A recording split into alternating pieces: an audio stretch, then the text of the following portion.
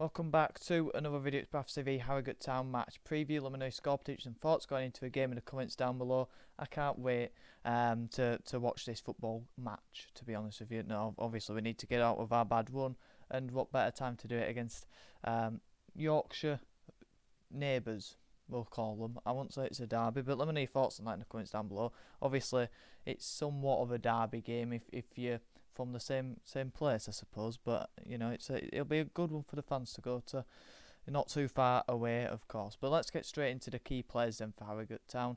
They're a funny side, you know, they have good runs in the team where they look like they could get into playoffs, and they're currently on a bit of a slump, and you know they don't look like they have many players who stand out all too much. But it's without doubt Matty Folds is their best player, which makes it a bit baffling why we got rid of him, but I can't say anything about that because I didn't rate him all too much. I thought he was a player who gave 110% in, which obviously is something that you need, and it's a requirement, and that's what I saw it as. And I thought there's better players out there in that position, and I saw it as a bit of a weak area that we could improve on. And let me know in the comments down below, is Lewis Richards an improvement on him?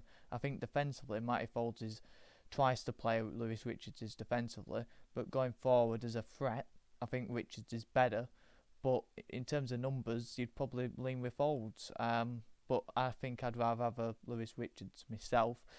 But Folds in this system, I think he'd work much better in a Graham Alexander system than a Mark Hughes system.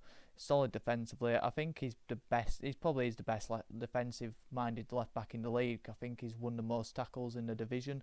That's across all the positions on the pitch. So yeah, he's having a fantastic season over there, like I thought he would. I thought that would probably his level.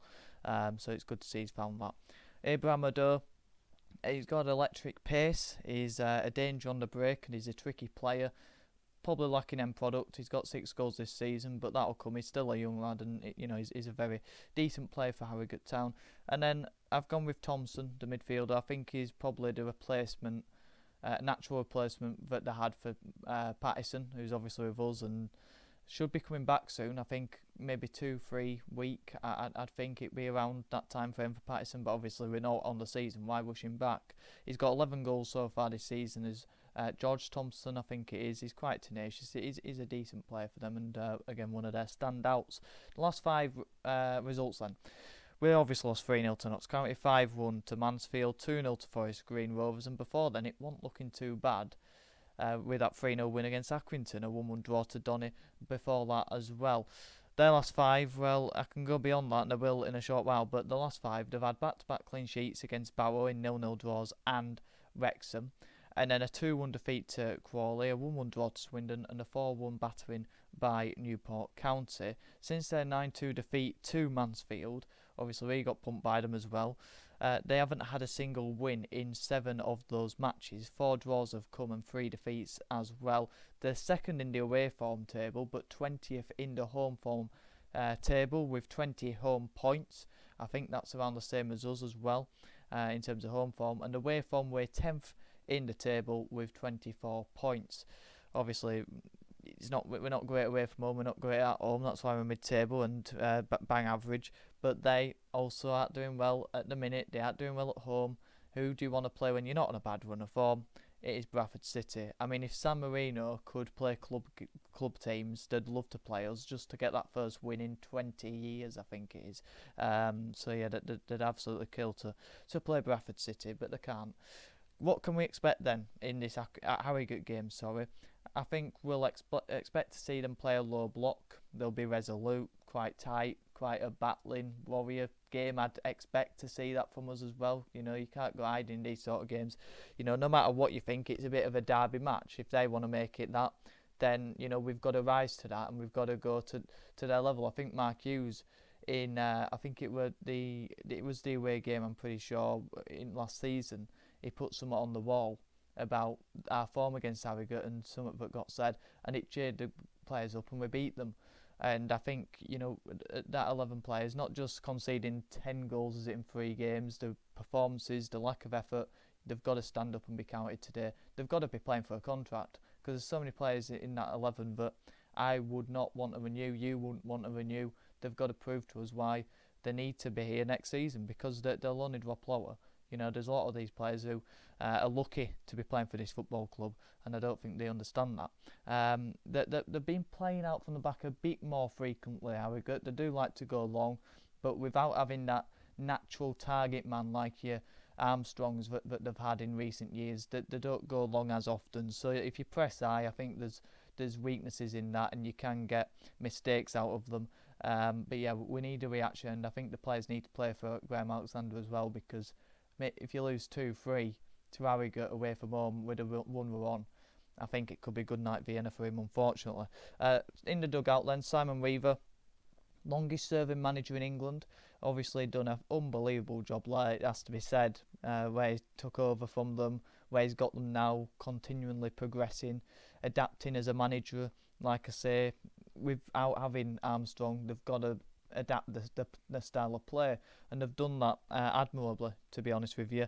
And to have these little streaky runs that Harrogate have, where they might look like they could make a run for the playoffs, and then they hit where they actually sort of are, but they're still overachieving if they come mid-table in League Two. I think his dad's the owner, sort of built a community feel to the club, and yeah, like I say, yearly progression, gets the best out of what he's got, and consistently loses better players. Already touched on Armstrong, who's gone, Pattison last season. There's been many other players that have gone, and they just put up with that, and they go on next season, and then they tend to do better as well. So Simon Weaver, you know, very similar to what John Coleman did at Accrington, and very sort of underrated at this level, because you think, what is his ceiling? Is it at Harrogate, or can he go much higher? Sam Perkis is the referee. Against City, he's refereed 6 games, 1 win, 4 draws and 1 defeat. He refereed the game against Grimsby on Sky Sports in September, that 1-1 draw, which was possibly the most boring game of the season. It wasn't the worst performance, because obviously this last week we've had 3 of them, but I think in terms of pure entertainment, with both teams just playing a low block in either the first half or the second half and not having any game plan, then that was definitely the most boring game. But him as a referee, I can't remember what he did wrong.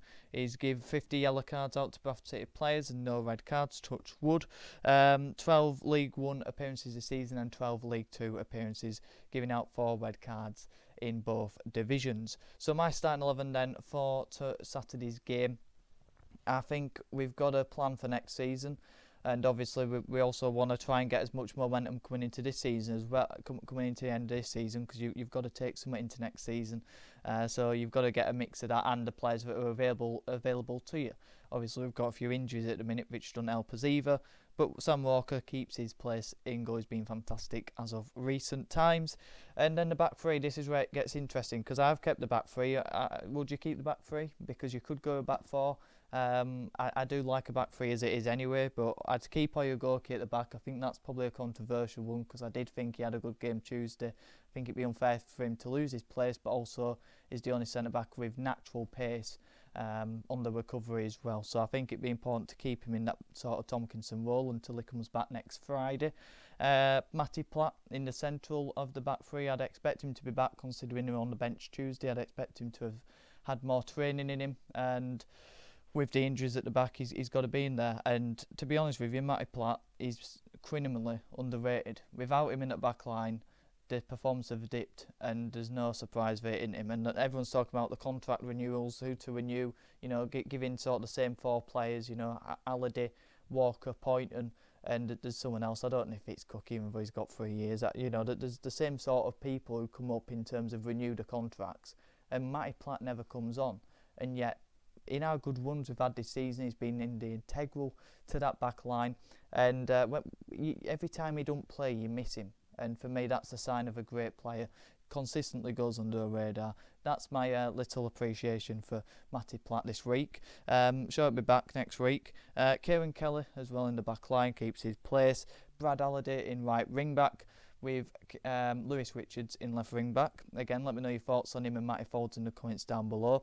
Kevin McDonald and Smallwood in midfield. Now, Smallwood keeps his place. I think I wanted to try and find someone who couldn't play instead of Smallwood, because I thought it was poor Tuesday, and I feel like he needs a bit of a rest, you know, because like I said, his legs are going a bit. I feel like McDonald can't play Saturday, Tuesday. I think Small can't. He's played a relentless amount of games throughout the course of the season, never really gets a rest. And with Gilead being injured, and then there's no other cover, leaves question marks to January recruitment. And Kerry McDonald, for me, has to be in. Even if Gilead was fit, he's got to come in. He controls the game. He takes the sting out of the game, plays the incisive passes, and he's a player who gives experience and calmness, and he's determined to do something at this football club, whether that's as a manager or whether it's as a player as well. You see that effort levels from him, and with his experience is important to be in the team. And then the front line, Bobby Poynton comes back into the team. He's got to. He's been in the last couple of lineups for me. I don't know how he still ain't getting game time under Alexander. I know that he lacks a bit of physicality. I think that's the main reason. But at the end of the day, it pays for it in work rate, and it pays for it in technical ability. And I'd like to see him, especially in a derby game, and with the season fizzling out and players in his role not living up to the expectations of putting general effort in. And then Adam Wilson as well. We've seen flashes of him. I want to see more of him. He deserves more. Very similar reasoning to Bobby Poynton. And then Andy Cook starts up front. Hopefully he can get a goal against our derby time. Don't know why I went Australian there, but if it was Australian. But at the end of the day, he gets a lot of criticism, but he knows where the back of the net is. And I still think he had a good game Tuesday, even though he didn't contribute a goal or anything like a goal. But his whole general play was pretty solid for me. But yeah, we've definitely got to win this game. We've got to show a bit of fight, a bit of character, just for the fans and the manager, because that's what I mean. It's like you've got to play for him, because he could be in serious jeopardy of losing his job if they decide to down tools again or don't put the effort levels in for a consistent 90 minutes. Then teams in this division, it's a brutal division. Teams will take the chances, as we've seen in the last 3 games, and you'll get swept away. We need some momentum going into next season, even though it won't be worth all this season. Next season, it's a whole different kettle of fish, and we need some kind of thing to go off the pitch. But let me know your thoughts in the comments down below. I'm relatively optimistic, to be honest, going into this one, because I feel like we can catch them with their weaknesses. They're on a poor run of form. There's no excuse not to go out and win this game, but we've seen this performance from these players before, and I don't think they've got it in them, to be honest with you. So I'll go with a 1-1 draw. So let me know your score predictions and thoughts going into a game in the comments down below. Your starting 11. Like the video if you did. Subscribe if you're new. All support's massively appreciated. I think I've had 22 subscribers in the last week, which is unbelievable, to be honest with you. It's phenomenal. So like I say, it's massively appreciated, all the support that we have been getting in the recent videos. Hopefully City get a win for once. Have a good one.